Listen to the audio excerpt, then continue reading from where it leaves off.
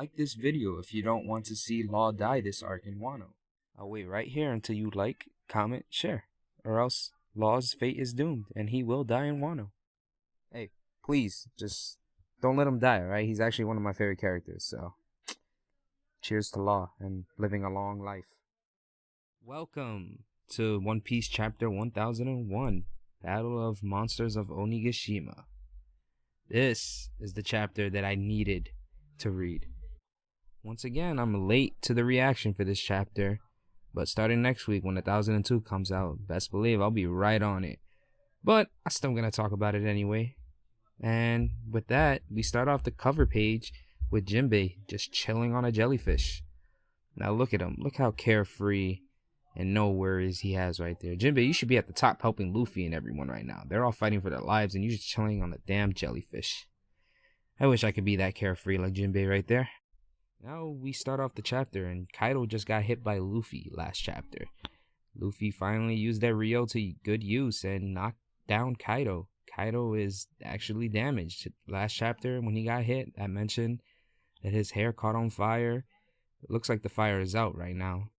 And what I absolutely love is his reaction as he's saying his punch actually damaged him. Like he just can't believe it.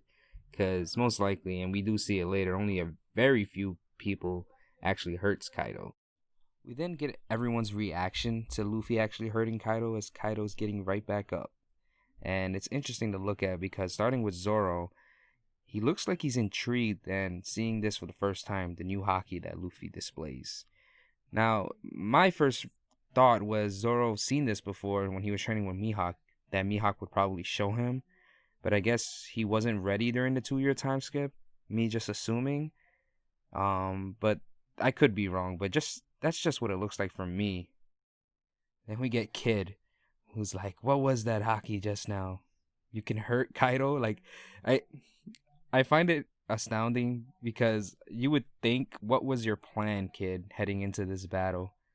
Like, he just seems so shocked that you can actually hurt Kaido with physical blows. And it just has me thinking, like, all right, did you just plan to, like, stab him up, have Killer do the work? Like, what were you gonna do, Kid? Then we go to Killer with his fa fa fa fa fa. Him being happy that they have a chance of winning. All right. And the last thing is my favorite part with Law. He starts off like, "Let me just say one thing." And we're gonna see later on what he actually says to this. I'm just gonna save it because I just enjoy it that much. Alright, so boom. After that, Kaido. He's still thinking hard. He's still in a shock. Wondering what happened to him after he destroyed. It wasn't too long ago where he just destroyed Luffy. He beat him with one hit. Luffy's punches didn't do nothing to him. And he's wondering what happened in that short time. He starts thinking back, there's only a few people that actually hurt him.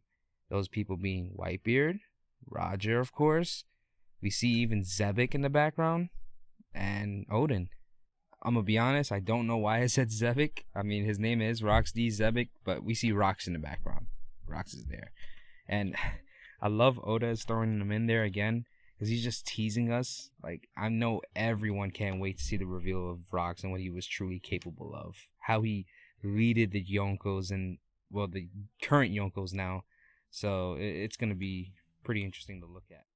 You get Big Mom also hollering at Luffy still about, "Do you have any idea what it means to be king of the pirates?"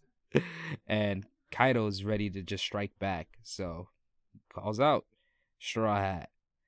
Thunder Bagua hits Luffy. Luffy starts flying back. And it really makes you think how fast Kaido actually is, because Luffy even claims that he was reading into the future and everything. But apparently that strike was just way too fast. And it's weird to look at because I see Kaido as a big guy. And Kaido being a big guy, I just assumed that he had not slow attacks, but pretty, like, decent attacks. At least for when it comes to speed. And then everything else just being raw strength. But no, Kaido apparently is really fast. Kaido is impressed by Luffy at this point. Last time when he hit him one hit, Luffy was down for the count. Luffy's ready to get back up. This makes Kaido happy, I guess. Now, I gotta say, this next part, Zoro, without a doubt, is MVP of the chapter. We get Big Mom charging into Luffy, ready to use Prometheus, ready to attack. And without hesitation, Zoro just rushes in and uses Kinemon's Foxfire style slash and just slices Prometheus right in half. This makes me really happy to think about because you see that Zoro respects Kinemon's style and he respected him enough that he wanted to learn this move right here. And it would have been. I really want to see eventually maybe a dialogue Zoro has with Kinemon asking to learn this Foxfire style.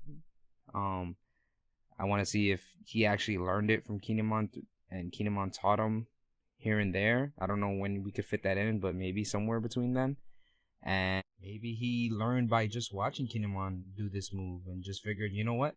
I'm going to cut fire. It's that simple. And he just kept working on it to eventually cut fire. And here we have it. Boom.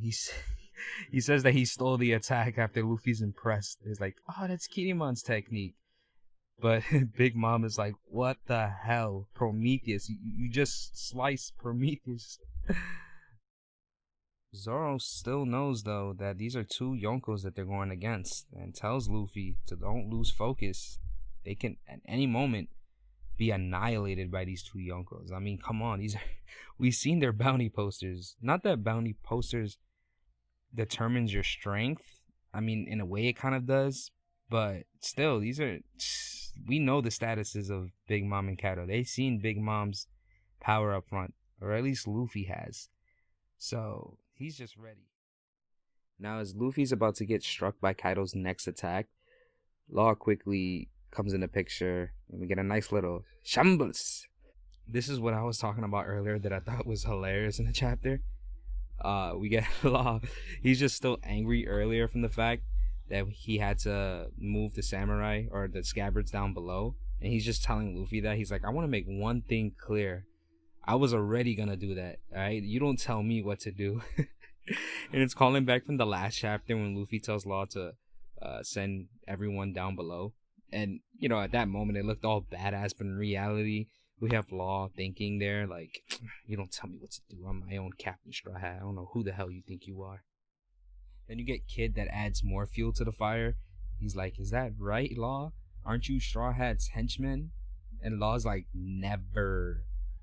And then Kid just keeps going on. He likes talking shit, which I love Kid for this. He's like, alright, it's no skin off my back which of you two losers wants to follow the other.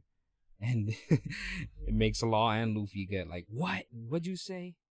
Okay, so I know I said Law's calling out Luffy to the last chapter was hilarious, but I think this one takes the cake for the chapter. Regardless of them fighting two Yonkos right now, and it being really dangerous to do that, Kid issues a challenge. He's like, whoever reacts to these first is the loser, because Big Mom just sent Prometheus after them again, and she sends a Heavenly Bonbons attack. And it's great because Law is like, I'm not going to be playing this stupid game. He's trying to be all cool and everything right now, and Kid is still pushing him. He's like, you know what, that's why you guys are small timers. He's like, that's fine, I guess you're just losers. So this triggers Luffy and Law. Their competitive side comes out, and they wait to the last possible second to try to dodge the Prometheus attack. And we just get this nice little panel right here. I know Oda's having the time of his life right now for Wano, just drawing these ridiculous faces and all these wacky characters. This is just like back then when we got the news in Wano and Usopp, Frankie, Robin all make those same ridiculous faces. Zoro is just pissed. He's like, what are you guys trying to accomplish here? Just like I was saying earlier, and just like he said earlier, we're fighting against two Yonkos and you guys are playing games right now. So then after this, we get Kaido. He tells Big Mom to step back. He wants to see what they can actually do. So Big Mom's like, all right, you know, you can just get hit again by Straw Hat. I'll step back. Sure. So the charging in begins at this point.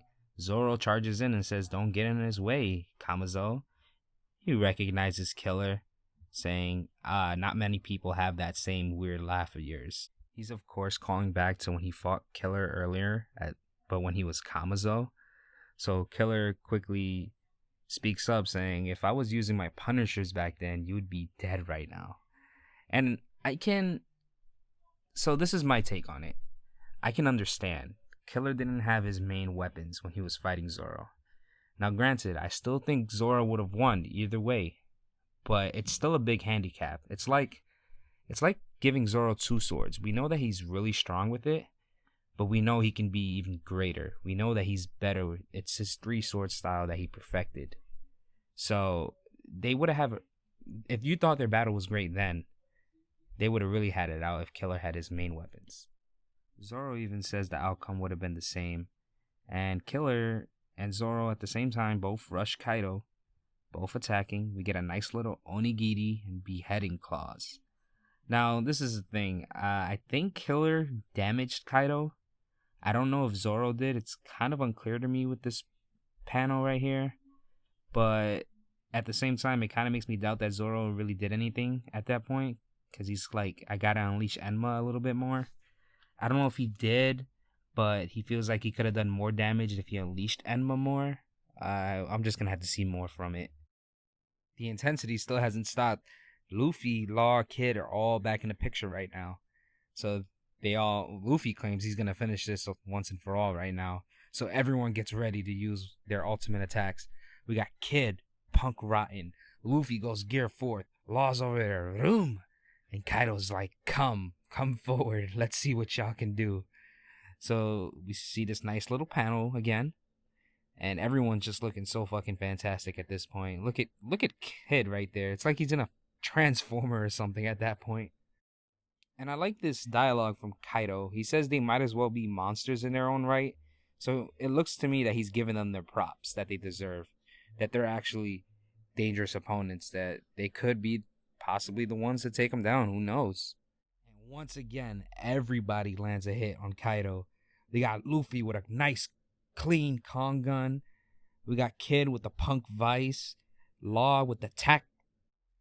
They're not holding back. They're going all out, as they should in the beginning against the Yonko. I don't think they should be playing any games. This isn't any opponent. They're fighting 2-for-1 right now. This is their moment right now. If they mess up, it could be death. And I'm really hoping that in this battle, Law doesn't die. I've heard a lot of people say by the end of this arc in Wano, Law is going to be dead. And I sided with them on that point, because I figured he had nothing else to go for after fighting and beating Dofi. But ever since we saw that little chapter with him wanting to uncover the secrets of the Poneglyph because of his mentor Corazon, I have hope now. I'm like, okay, cool.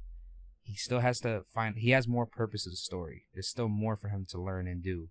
He wants to find out what the will of D is. So, fingers crossed that Law lives. Reaching the end of the chapter, Kaido, with no hesitation, transform into his dragon form. Or his Magikarp form, let's just say that. Intervening again, we got Big Mom. Big Mom is there on Zeus. We have her with Napoleon. Kaido's in his dragon form now. I think now they're about to get more... Well, Kaido's going to get a little bit more serious. I still think Big Mom takes them for a joke right now. Like, she still thinks of them as lowly pirates. Like, it's going to be an easy sweep. But I just can't wait to see who gets the first blow on her and for her to realize that she's actually in trouble. God, I hope it's Luffy that fucking, I don't know, just hits her in the nose or something. But it'd be pretty awesome to see her have a couple words with Zoro too. I want to see what Zoro says against, because we had a lot of Luffy talking with Big Mom in the Whole Cake Island arc.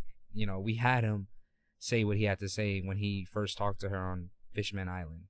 So, you know, some badass words from Zoro wouldn't be too bad. We even get her greedy ass though. She's still saying, you got some poneglyphs too, I assume. I can't wait for that. So she just wants to wipe them all out, eventually get the poneglyphs, thinking it's going to be a one-on-one with Kaido in the end, once they try to take over the world. And closing the chapter, Kaido, once again, whoever wins gets that much closer to the king of the pirates. And the next chapter hits January 31st, the last day of this month. What a chapter. I mean, man, I said it before, but I didn't think Oda would be able to outdo himself. And every time a new chapter does release, he does it. The man is a god. He's Goda. Like, I can't wait to see 1002. And I think now is the time for the Yonkos to be striking back. I think someone's gonna get critically hurt. I just don't know who it's gonna be. And what a surprise it'd be if someone like Zoro already got, critically injured. Although I don't think that's gonna be the case, but somebody. I think these guys need to get one of these Yonkos out of here, and obviously it has to be Big Mom. This arc is about beating Kaido. Everyone knows that. So it'd be pretty hilarious to see Big Mom get taken out of the picture like she has a couple times this arc. And at the same time, I'm thinking I don't want to see that because we've seen that happen to her so many times that I'm thinking the community is starting to take her as a joke. We know that she's powerful. We know she's no joke to play with one-on-one. But just her getting taken out of the picture this many times, I just think it kind of downplays her in a way as a Yonko. I don't know. That's just me, though. But let's see what happens, until 1002. I'm really hoping we see some more epic. I mean, I know we're going to see more epicness. I kind of want them to cut back soon. Maybe another chapter or two with this fight because it is getting really hype. But I'm mainly waiting for my man Usopp. Usopp and Nami. I need to see that fight with Page One and Ulti. I just think Usopp needs to start shining again. And you know what? Same thing goes for Frankie. My favorite fight with Frankie is probably his fight with Senor Pink in Dressrosa. So him against Sasuke right now I think is going to be pretty great. Hopefully. Alright, just let me know down below what you guys thought of the chapter. I'm sure you loved it. How can you not love this chapter right here? And with that, I'll see you on the next one. Hope you guys have a good day. East Bulu out.